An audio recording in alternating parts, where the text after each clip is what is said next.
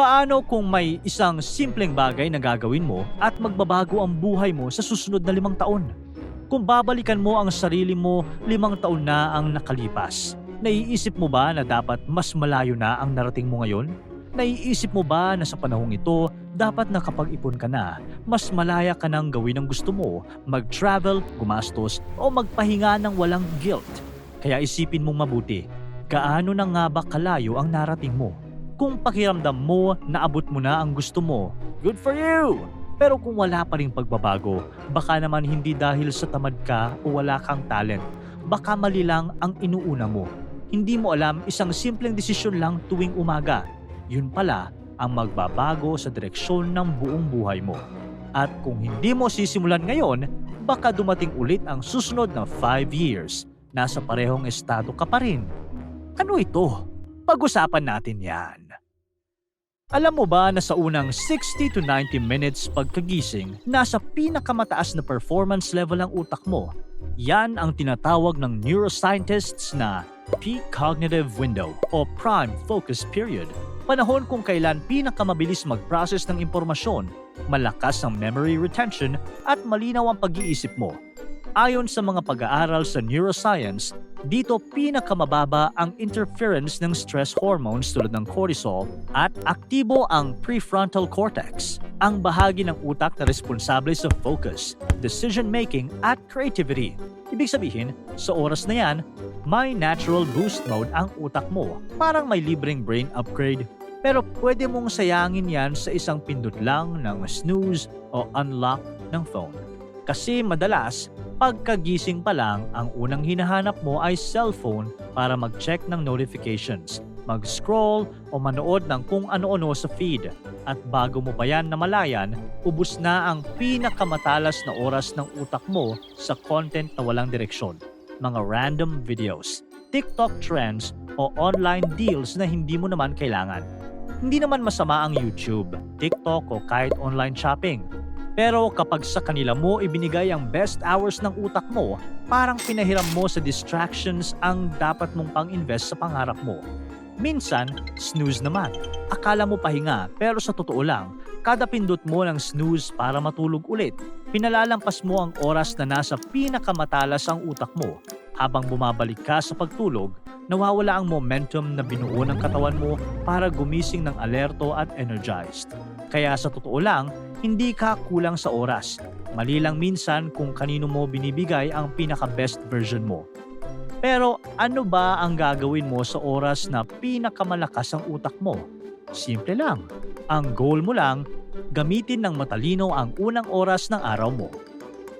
Una, pagkagising mo, uminom ng tubig. Habang natutulog, nawawala hanggang 250 ml ng tubig sa katawan. Kaya kahit mild dehydration, bumabagal na agad ang pagproseso ng utak. Yung unang lagok ng tubig, parang on-switch na bumabalik ang alertness mo. Pagkatapos, kumilos kahit kaunti. Hindi kailangang workout agad. Pwedeng 2 to 3 minutes na stretching o paglalakad habang nag-aayos ng kama. Gumagalaw ang dugo, dumadami ang oxygen sa utak, nagigising ang mental clarity mo ng natural. Parang binubuksan ang mga light bulbs sa utak mo. Ngayon, hindi common habit ito ng mga tao. Pero importante, isulat ang isang malinaw na goal sa notebook mo. Hindi 2, 3, 5, 10, kundi isa lang. Isang bagay na kapag natapos mo, masasabi mong productive ang araw mo. Ayon sa research sa behavior science, ang pagsusulat ng goals sa umaga ay tumutulong i-activate ang reticular activating system ng utak. Binabantayan nito kung ano ang mahalaga sa iyo sa buong araw. Pagkatapos, matuto ng bago. Kahit maliit lang, pero bago sa iyo. Hindi kailangan komplikado. Ang mahalaga, may pumapasok na bagong ideya habang nasa pinakamatalas ang utak mo. Pwedeng magbasa ng ilang page ng libro tungkol sa topic na gusto mong matutunan, tulad ng finance, leadership, o personal growth. Kung mas gusto mo ng audio, makinig sa podcast habang umiinom ng kape. Yung topic na hindi lang pampalipas oras, kundi pumupukaw ng curiosity mo. Pwede rin video lecture, TED Talk, o short tutorial na may kinalaman sa goal mo sa araw na yon. Ang sikreto para mas maging effective ito ay ang presence of mind mo. Hindi mo kailangan tapusin agad ang isang buong chapter o episode. Mas mahalaga na talagang naiintindihan mo at naiuugnay mo ito sa ginagawa mo sa totoong buhay. Sa loob ng 15 minutes ng focused learning sa perpektong cognitive window, mas malalim ang kapit ng impormasyon sa memorya mo at mas madali mo itong maa-apply pagkatapos. Diba? Para ka lang nagtanim ng maliit na buto ng ideya sa oras na pinakamaganda ang isip mo. At kung araw-araw mong gagawin, mabilis mong makikitang lumalago ito. At ang pinaka-importante, protektahan ang oras na yan. Parang bodyguard ka ng sarili mong utak. Wala dapat notifications, walang message check, walang scroll-scroll. I-off mo agad ang phone notifications, ilagay sa airplane mode, o itago mo ang cellphone mo sa lugar na di mo maaabot kaagad. Huwag magbukas ng social media hanggang matapos ang unang oras mo. Isipin mong VIP ang focus mo. Protektahan mo ng mahigpit at babayaran ka nito ng malinaw na isip.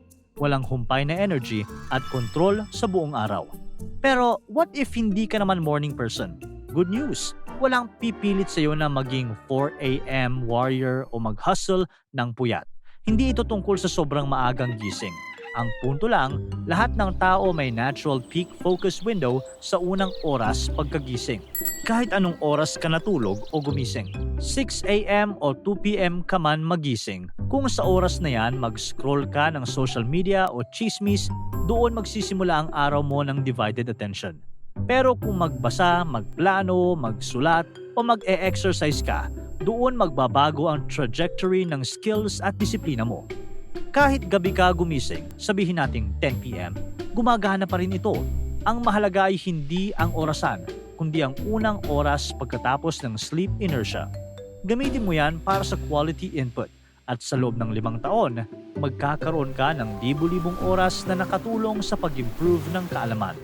Pansinin mo yung mga taong hinahangaan mo, athletes, content creators, business people, top students, celebrities, hindi sila gumigising ng maaga para lang sa grind mode aesthetic. Gumigising sila dahil alam nilang mas malinaw, mas tahimik at mas kontrolado ang utak sa mga oras na hindi pa gising ang mundo. Halimbawa, si Tim Cook, CEO ng Apple, gumigising siya bandang 3:45 to 4 a.m. upang basahin ang daan-daang email mula sa customers at employees, magplano ng kanyang araw at mag-strength training sa gym. Ang artistang si Dwayne The Rock Johnson naman ay nagsisimula ng workout bago sumikat ang araw, gaya ng kanyang 4 a.m. cardio na sinusundan ng weight training. Si Marie Kondo naman na sikat na organizing consultant ay gumigising ng maaga, mga 6 to 6:30 a.m. para sa tahimik na morning routine, pagbubukas ng mga bintana, pagsisindi ng insenso, at pagdarasal ng pasasalamat. Hindi ito tungkol sa pagiging morning person. Ito ay tungkol sa pagprotekta sa pinakamatalas na mental energy mo. Yung oras na walang calls, walang group chat, walang notifications na umaagaw ng focus. Ito ang tunay na prime time ng utak. Klaro, mabilis, hindi pa nauubos sa stress. Kaya, bakit hindi mo subukan? At bakit sobrang importante nito at hindi mo dapat baliwalain?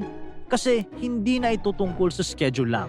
Tungkol ito sa tao na gusto mong maging 5 years from now. Tuwing pipiliin mong kumilos kahit hindi mo gaanong feel, doon mo binubuo ang disiplina mo. Hindi yung magaling lang magsabi ng plano pero nauubos sa walang kakwenta-kwentang mga bagay.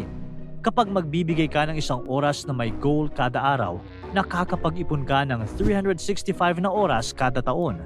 Halos 15 days na focus ka lang sa makabuluhang bagay tulad ng pag-aaral ng bago.